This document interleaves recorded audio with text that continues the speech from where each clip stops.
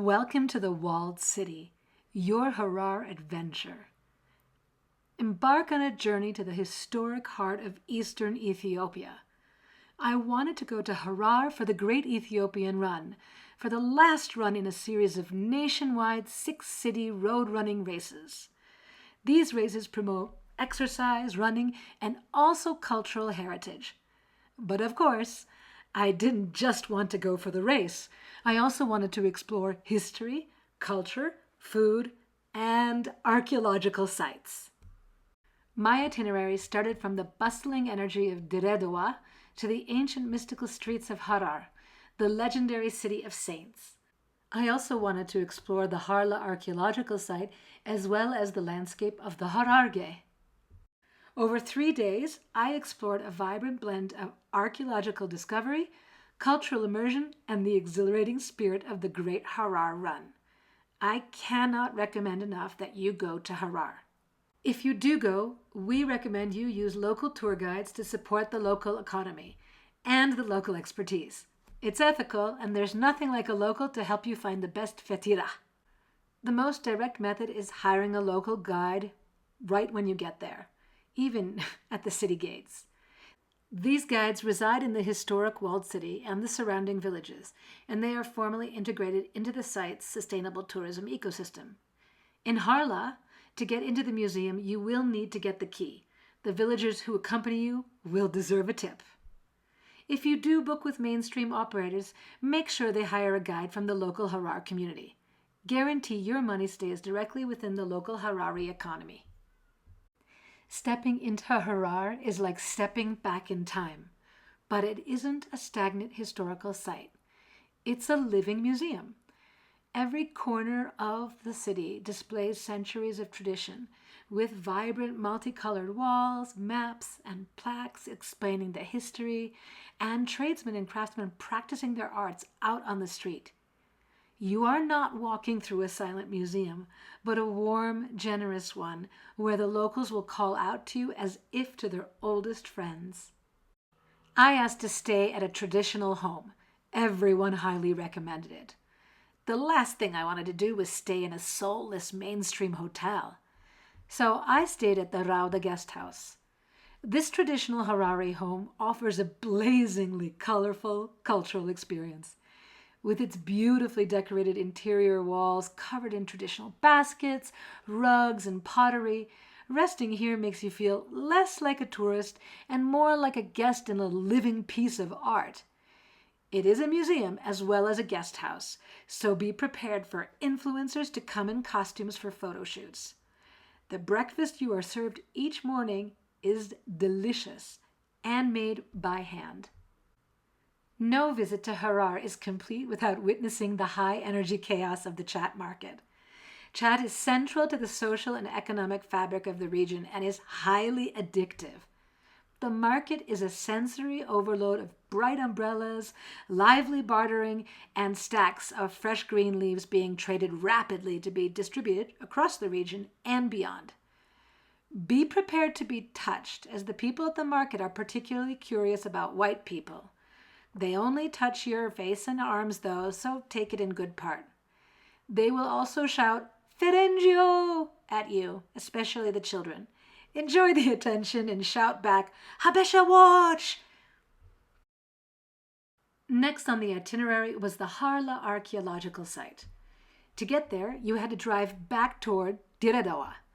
You drive through the Hararghe, the landscape of the region, to get to the archaeological sites. The journey itself is a spectacular visual transition.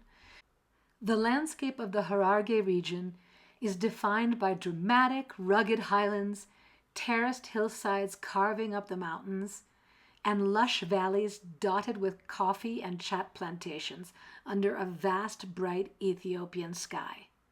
It's an unforgettable backdrop that sets the stage for antiquity. The Harlaa archaeological site was another highlight of my trip to Harar. Closer to Diredowa than Harar, you enter the site from the main road and then climb through the village to the sites. Legend goes, and archaeology provides some proof, that the original inhabitants of Harlaa moved to another site and founded Harar. This is based on factors like the newest mosque in Harlaa is older than the oldest mosque of Harar. The design features are the same, etc., etc.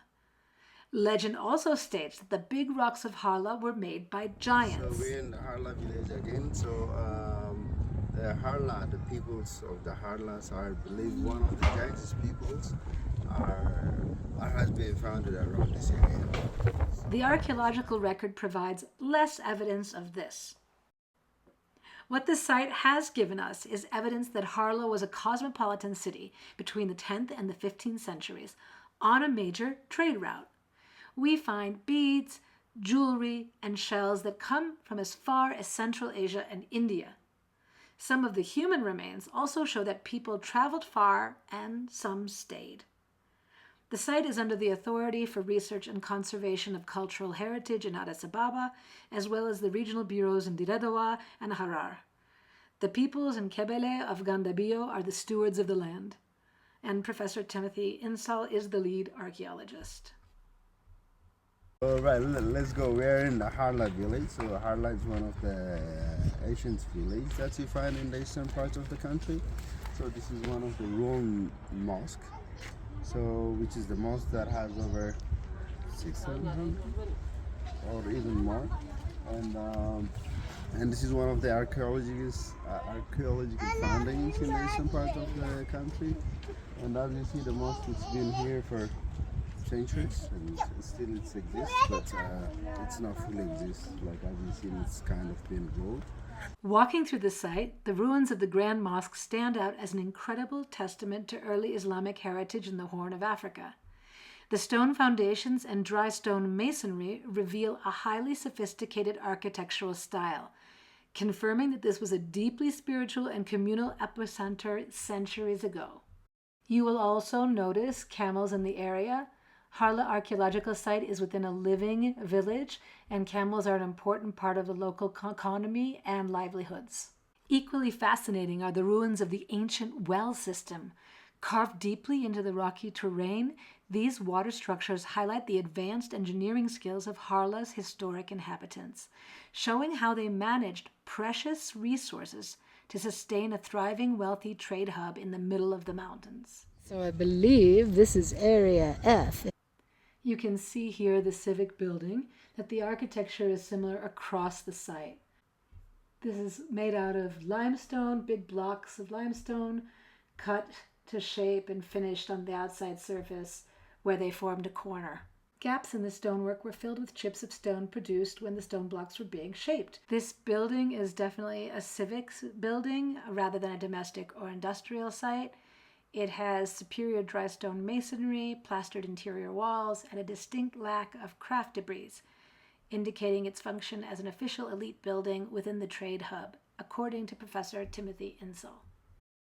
So let's go back to Harar, where we can explore the surrounding areas of the walled city and then dive deep into the walled city itself. As you walk around the city, you see that the buildings have been lovingly restored by both the city and its people. Going into the walled city, the first thing you notice is the brightly colored and painted walls of the Jugol, which is the 3.5-kilometer long defensive wall, and was fortified in the 16th century by Emir Nur ibn Mujahid. Pierced by 5 historic gates, these walls have protected the unique identity, 82 mosques, and the distinct culture of Harar for centuries, earning it a well-deserved status as a UNESCO World Heritage Site. Harar was founded between the 7th and 11th centuries, and it rapidly grew into a major commercial crossroads connecting trade routes between the African interior and the Red Sea coast. In the 1520s, the famous military leader Ahmad ibn Ibrahim al-Ghazi used Harar as his strategic base during his extensive campaigns across the Horn of Africa. The city became the independent emirate of Harar in 1647, establishing its own distinct currency and functioning as a sovereign city-state for over 2 centuries. Often referred to as the 4th holiest city in Islam, Harar developed into a premier center of Islamic scholarship, eventually housing over 80 historic mosques within its walls. The independence of Harar was temporarily disrupted between 1875 and 1885 when the Khedivate of Egypt occupied Harar, introducing new architectural influences still visible today. In January 1887, the independent emirate came to an end following the Battle of Chelenko, where King Menelik II defeated the last emir and integrated Harar into the expanding Ethiopian empire. Under Ras Makonnen, the city's first imperial governor, Harar emerged as Ethiopia's main diplomatic gateway to Europe before Addis Ababa took over the role. The city holds immense modern political significance as the childhood home and birthplace of Tafari Makonnen, who would later rule the country as Emperor Haile Selassie I. Recognizing its highly unique layout, continuous traditions, and exceptional blending of African and Islamic design, UNESCO officially designated historic Jugal as a World Heritage Site in 2006. Harar is also known as the City of Peace, a title that Harari are especially proud of. In 2003, UNESCO officially awarded the city the Cities for Peace Prize. The honor was bestowed to recognize the city's unique capacity to foster an environment where diverse religious and ethnic groups, specifically Muslims, Ethiopian Orthodox Christians, and Catholics, live, work, and worship in incredibly close proximity without a history of sectarian conflict. Despite the fact that its ancient 16th century walls were originally built for defense during intense regional conflicts, Harar's modern identity is defined by a remarkable history of interfaith harmony and peaceful coexistence. You will notice that the walls of the city and also of the houses themselves are brightly decorated. The line between private art and public celebration is completely blurred here. The streets are vibrant like this because the families living behind the walls are constantly painting their personal joys right onto the city itself. They could be celebrating marriage, a wedding, or even the Hajj, the pilgrimage to Mecca. Let's keep walking through the city and enjoying the views.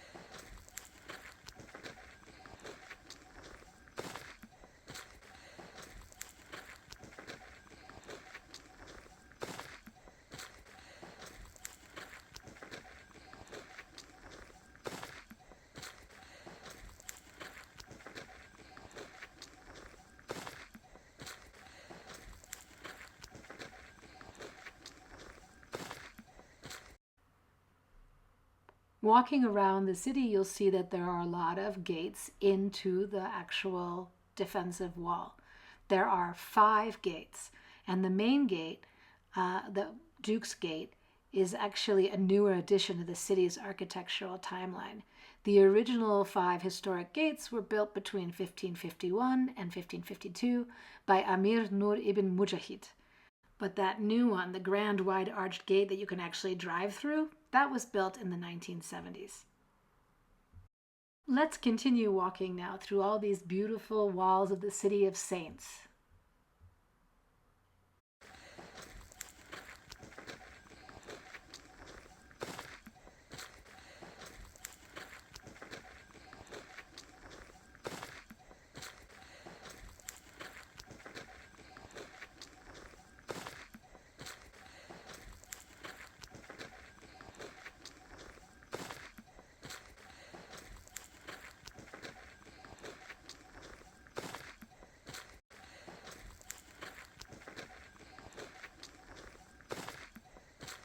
In the late 19th century, the famous French poet Arthur Rimbaud lived in Harar as a merchant, as he had retired from his life of poetry. This is a chapter of his life that heavily contributed to the city's legendary allure to Western travelers. Here you can see the tailors at work. There's a whole row of them, actually. And this one kindly consented to let me take his photo of him at his trade.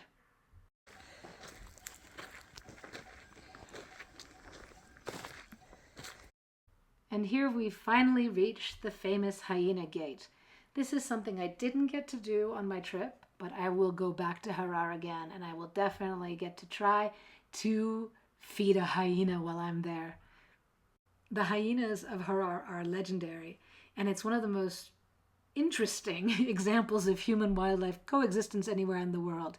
They aren't viewed as pests or dangerous animals here.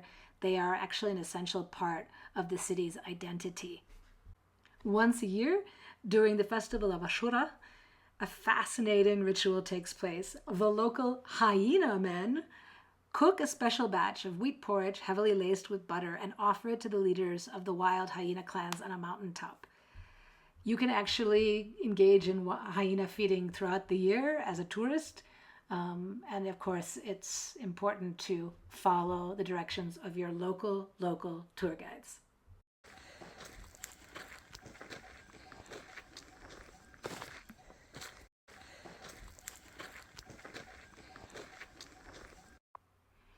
I also took the opportunity to take a few pictures of the flowers of the Hararghe, not just in Harar and its environs, but also in the Harlaa village where the archaeological site was.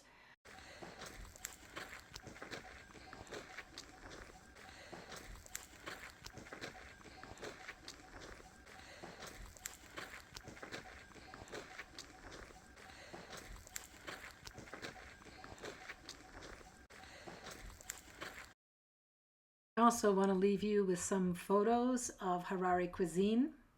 Harar is also really well known for its coffee, which is grown on the dry hills outside the city. It continues to be very famous and well celebrated, deservedly so, for its exceptional quality. It has a mild, creamy brew and, according to this book I'm reading, classic hints of chocolate, wine, and blueberries. Harar is also famous for its sweets, but I think what really stuck out for me was two things. First, the fatira, which was this spicy omelet that was delicious. And the second one was that they often use fenugreek in all of their dishes, especially with abishwat, which is like a meat stew. And that was frankly just delicious. I highly recommend getting a copy of Johannes Ghebreyesus's recipe book. It's called Ethiopia, Recipes and Traditions from the Horn of Africa.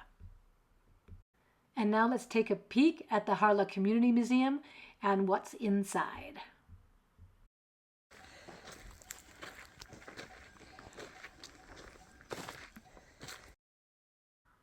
Let's talk about these beads. They seem to have been a really important commodity. Glass beads were probably found in the largest quantities, and we could actually tell that they were imported from Central Asia, the Middle East, and even as far as Sri Lanka and South India. There is a lot to see in this museum, so I do recommend that if you do get to the area, make the added effort to go to this archaeological site. I hope you liked my little video. Please check out the reading list and the sources for more information. Don't forget to go local with your tour guides, and don't forget to like and subscribe. Bye!